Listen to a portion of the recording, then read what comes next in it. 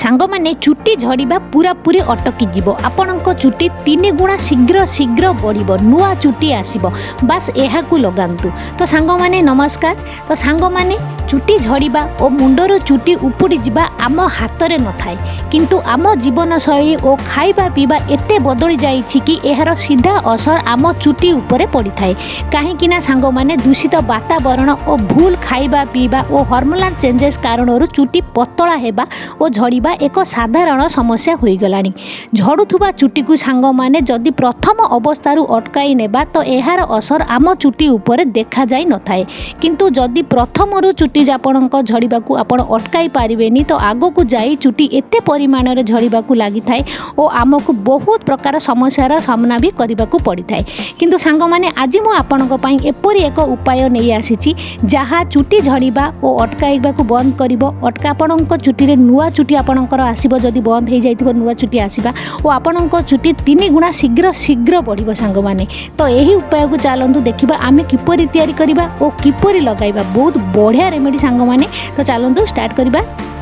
तो सांग माने आज आम तैयारी करबा आम चुट्टी पई एक हर्बाल ऑयल जहाँकि बहुत बढ़िया। तो से सांग माने मुझे गोटे पैन और एथिरे मु नहीं 200 ग्राम नड़िया तेल आपण पाखरे जदि लुहा कढ़ा अच्छी आपड़ बनातु बहुत बढ़िया। मो बहु सांग मैंने कहले कि से लुहा कढ़ार ना अन्य जगह से बनई पारे कि ना तेणुक मुझे अन्य जगह बनइबा देखा जदि आप पाखे लुहा कढ़ा अच्छी तो आप नियंतु जेको जगह भी आप बनई पारे। तो 200 ग्राम नड़िया तेल ये मुझे आप अधिक बनवाक चाहिए तो बनई पारे आपड़ जदि चाहिए तो नड़िया तेल अधा आ सोरिष तेल भी अधा मिसई पारे अन्य किसी भी हेयर ऑयल जब मिसवाक चाहते भी मिसई पारे। और एवं सांग मैंने देखो ये मुझे नहीं 2टी पान पत्र आप पान पत्र समस्त जानते तो ये देखो छोट छोट कर पान पत्र 2टी को नेबे एवं एथिरे पकई नेबे कौन सांग मैंने आपन को जना अछि कि पान पत्र एक देसी उपाय अटे चुट्टी झड़िबा को अटकाइबा पई कहीं ना यार सीधा असर आम चुट्टीर मूल माने स्कार्फ रे जेते इन्फेक्शन होता है से सबू को दूर करिबारे काम करिथाय जहाँ द्वारा सांग मैंने आम चुट्टी झड़िबा बंद हो जाए। साथी जो मानकर चुट्टीर ग्रोथ स्लो अच्छी ताकू बढ़ाइबा पई पान पत्र बहुत फायदामंद अटे सांग माने। तो सेकेंड जिनस सांग मैंने देखो ये मुझे किसी मंदार देखो मंदार फूलर पत्र मंदार गछ जो मंदार गचर पत्र मुझे नहीं 10-12टी मंदार गचर पत्र। तो सांग मैंने मंदार गछ सांग मैंने एपरी एक गछ अटे जार आम पत्र हेउ बा फूल 2टी जिनस सांग मैंने आम चुट्टी हेयर ग्रोथ पाई बहुत भल अटे। तो ये खाली पत्र यूज करची। तो जो मानकर चुट्टीर ग्रोथ दरकार जो मानकर चुट्टी उपुड़ी जाउची चुट्टी आपणकर उठुनी पतला चुट्टी अच्छी जहाँ उठा बंद हो जाइए से मंदार फूल मंदार गछ बहुत लाभदायक अटे सांग माने। जदि आपणकर गंजापण समस्या अच्छी तो मंदार पत्र सांग माने बहुत बढ़िया काम करता है। तो मंदार पत्र किंतु नहीं ताकू छोट छोट करी आम ए तेल रे पकई नबा।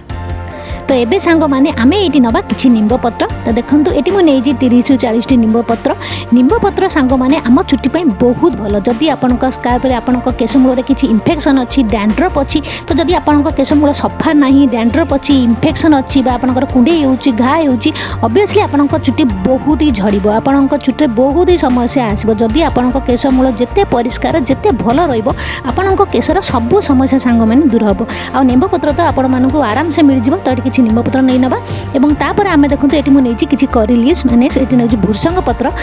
पत्र सांग माने आपण साधारणतः रोषे यूज करुवे यार बहुत बढ़िया टेस्ट थाए किंतु सांग माने आपण जानी नथिबे कि भूसंग पत्र आम चुट्टी पई एक वरदान अटे सांग माने। ये किसी भूसंग पत्र नहीं ताकू छोट छोट कर पकई नबा। सांग माने भूसंग पत्र रे बीटा कैरोटीन और प्रोटीन मिलता है जहाँ पतला चुट्टी झड़िबा समस्या को दूर करबा पई बहुत ही फायदेमंद अटे। यह को लगाइले सांग माने आपणक झड़ुथुबा चुट्टी अटकी जाए और चुट्टी पुणी उठिबा आरंभ होता है। तो देखो तेल रे सब जिनस पकई आम टिके भलसे गोळई नबा और गोळई सारा पर सांग माने यह को आम गैस रे बसाइबा। तो गैस रे बसाई आम एक फुटाई ए सब जिनसर गुण आम तेल रे आनिबार अछि। तो देखो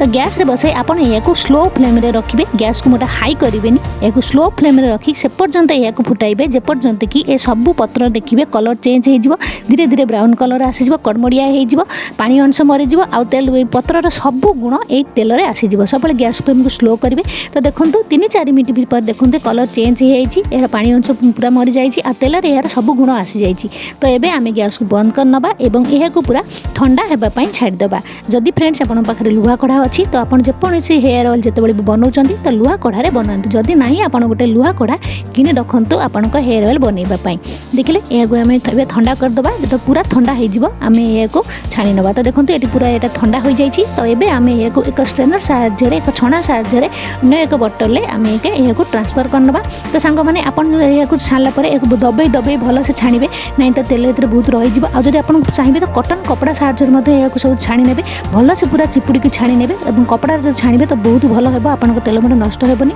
तो देखो ये मुझे छाणी नहीं तो आप स्टोर कर 3 ରୁ 4 मास पर्यंत रखी यूज करेंगे फ्रिज रखा दरकार नहीं बाहर